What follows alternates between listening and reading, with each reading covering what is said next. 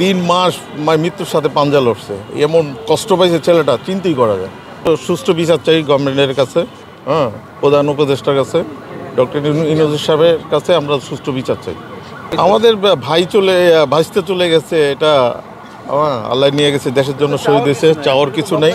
এটা গভর্নমেন্ট যদি দেখে, এটা আমরা তো আর কিছু চাওয়ার কিছু নেই। এলিফ্যান্ট রোডে 5 তারিখে গুলি খেয়েছিল মাথার এই জায়গায়। ওর দেশের বাইরে পাঠালে হয়তো অপারেশনটা করলে ভালো হতো। আমি আবদুল্লাহ চাচা, অনেক ভালো ছিল, বিলিয়ন স্টুডেন্ট ছিল। আমি কালকে রাত্রে ওকে আমি হাসপাতালে দেখে আসছি। আজকে সকালবেলা ও মারা গেল। 3 মাস ও মৃত্যুর সাথে পাঞ্জা লড়লো। আমাদের বাংলাদেশের কি বলবো আর, কোনো এমনি তো বাবার অবস্থা খুবই খারাপ, মা তারপর ভাই সবার অবস্থা খারাপ। 3 মাস একদম পুরো শেষ হয়ে গেছে। জানাজা দিয়ে বেনাপোল নিয়ে যাবে। আর্মি পার্সনদের সাথে কথা হয়েছে, আর্মির সবাই, আপনার নৌবাহিনীর চিফ আসছিল আজকে, ওখানে লাশ উনি দেখতে আসছে। তারপর সিএমএসে, তারপর যেখানে শহীদ সোহরাওয়ার্দী কলেজের প্রিন্সিপাল সবাই আসছিল। ওখানে জানাজা হয়ে এখানে আসতেছে আর কি।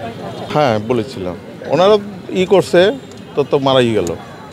ব্যবস্থা ওনার চেষ্টা করছিল, ওনারা তো আর হলো না। তো এই অবস্থা তেমন ভালো না,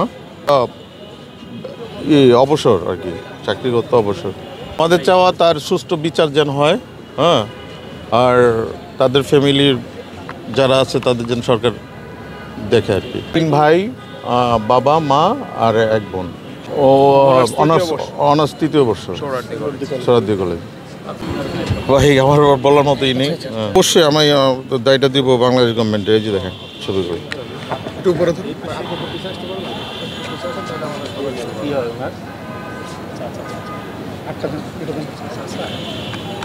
গতকালকেও তো গতকালকে দেখে, এই যে কালকে আমি দেখে আসছি রাত্রেবেলা, একসাথে ছিল।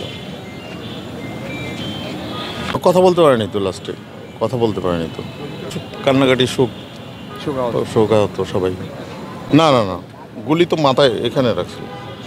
আব্দুল জব্বার, প্রথমত দেশের বাইরে নিলে সুস্থ হতো। এখানে তো আর হলো না। আক্ষেপ তো আছে, অবশ্যই আছে। আমরা আইনগত ব্যবস্থা নিব ইনশাল্লাহ। বাবা মা তো সাথেই, মা বাবা তো সাথেই ছিল, সবাই সাফার পড়ছে, সাথে সাথে গুলি খাইছে তো সাথে সাথেই পড়ছে।